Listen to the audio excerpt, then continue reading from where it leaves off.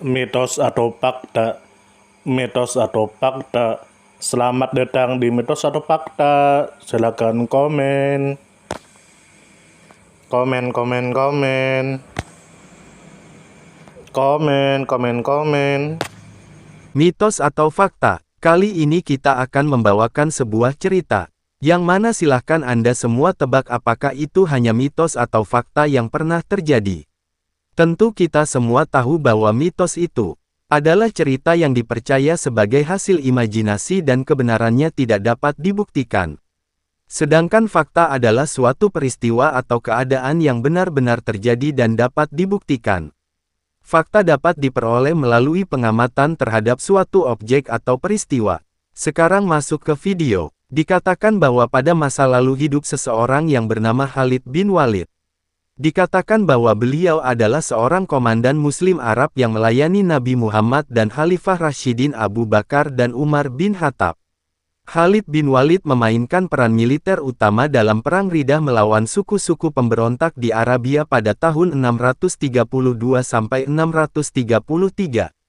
Dan penaklukan Persia oleh Muslim pada tahun 633 sampai tahun 634 dan penaklukan Suriah oleh Muslim pada tahun 634 sampai tahun 638. Dikatakan bahwa Khalid bin Walid pernah mengikuti beberapa peperangan seperti 1. Pertempuran Uhud, 2. Pertempuran Mu'tah, 3. Pembebasan Mekah, 4. Pertempuran Hunain, 5. Perang Riddah, 6. Pertempuran Buzaha, 7.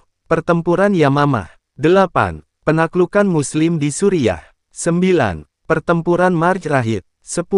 Pertempuran Busrah, 11. Pertempuran Ajnadain, 12. Pertempuran Fal, 13. Pengepungan Damaskus, 14. Pertempuran Yarmuk, 15. Pengepungan Homs, 16. Pertempuran Hazir. Lalu dikatakan bahwa Khalid bin Walid merupakan seorang prajurit berkuda dari klan aristokrat suku Quraisy dan Makhzum yang sebelumnya dengan gigih menentang Nabi Muhammad.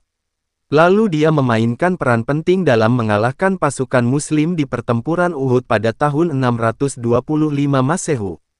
Lalu setelah Khalid bin Walid masuk Islam pada tahun 627 Masehi atau 629 Masehi dan ia diangkat menjadi komandan oleh Nabi Muhammad yang memberikan gelar Saifullah Pedang Allah kepadanya. Lalu dikatakan bahwa Khalid bin Walid mengoordinasi penarikan pasukan Muslim secara aman selama ekspedisi yang gagal ke Mu'tah melawan sekutu Arab dari Bizantium pada tahun 629 dan memimpin kontingen Badui dari tentara Muslim selama perebutan Makkah dan pertempuran Hunain pada sekitar tahun 630.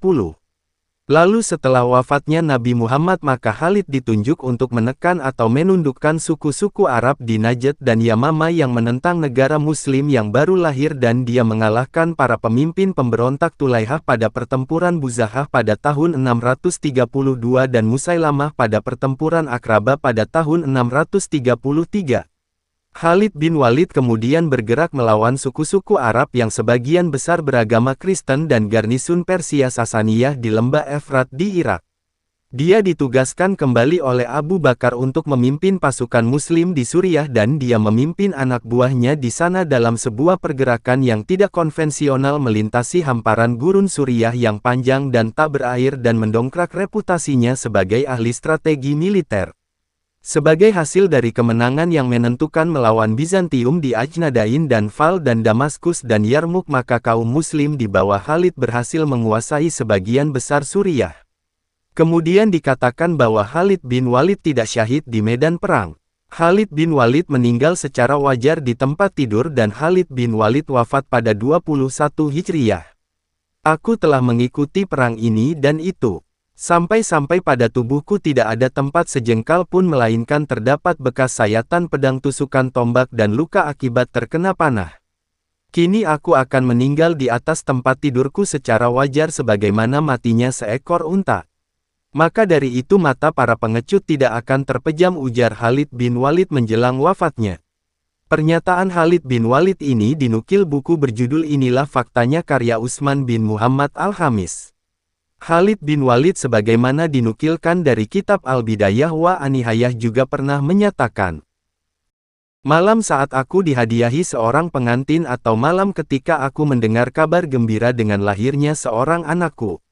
Semua tidak lebih aku sukai dibanding tatkala berada di tengah pasukan muhajirin pada malam yang dingin sedingin es. Demi menunggu saat-saat untuk menyerang musuh esok paginya. Lalu dikatakan juga bahwa Khalid bin Walid merupakan panglima perang yang ahli dalam strategi militer. Di bawah kepemimpinan militernya Jazirah Arab bersatu dalam kekhalifahan. Selama memimpin pasukan muslim maka Khalid telah ikut lebih dari 100 pertempuran melawan Kekaisaran Bizantium dan selalu menang. Khalid bin Walid adalah orang paling gigih dalam berperang. Banyak ancaman yang ia hadapi. Selain banyaknya bekas luka di tubuhnya maka Khalid bin Walid juga tak mempan diracun.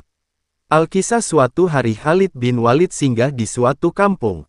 Orang-orang memperingatkannya, waspadalah terhadap racun, jangan minum suguhan orang-orang asing namun Khalid menjawab, berikan racun itu kepadaku. Kemudian beliau mengambil minuman beracun itu, lalu meneguknya sambil membaca basmalah dan tidak terjadi sesuatu pun yang membahayakannya. Diriwayatkan oleh Abu Ya'la dan Imam Al-Baihaqi dan Abu Naim dari Abu Safar. Lalu dalam riwayat lain diceritakan bahwa pada masa kekhalifahan Abu Bakar maka Khalid bin Walid pergi ke satu kampung.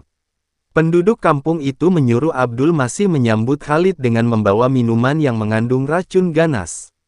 Khalid berkata kepada Abdul Masih, berikan minuman itu. Ketika ia istirahat maka Khalid mengambil minuman beracun itu lalu berdoa, dengan menyebut nama Allah, Tuhan langit dan bumi. Dengan menyebut nama Allah yang tidak akan mencelakakan hambanya, karena namanya mengandung obat. Kemudian Khalid meneguk minuman beracun itu. Abdul Masih kembali ke kaumnya seraya berkata, hai kaumku, ia telah minum racun ganas itu tetapi ia tidak apa-apa. Akhirnya kaum itu berdamai dengan orang muslim dikisahkan oleh Al-Kalbi. Lalu diceritakan juga bahwa ada seorang laki-laki mendatangi Khalid dengan membawa geriba tempat air dari kulit unta berisi arak. Khalid lalu berdoa, ya Allah jadikanlah arak ini madu. Lalu arak itu berubah menjadi madu. Dalam versi lain diceritakan bahwa ada seorang laki-laki melewati Khalid dengan membawa geriba berisi arak. Khalid bertanya kepadanya, apa ini? Ia menjawab cuka. Kemudian Khalid berdoa, ya Allah, jadikan isi geriba ini cuka. Lalu orang-orang melihat geriba itu berisi cuka padahal sebelumnya arak. Riwayat Ibnu Abi Dunya dari Khaid Samah. Bagaimana menurut Anda semua? Apakah cerita di atas adalah mitos dan cerita sebelum tidur atau memang fakta yang pernah terjadi? Silahkan tulis di kolom komentar.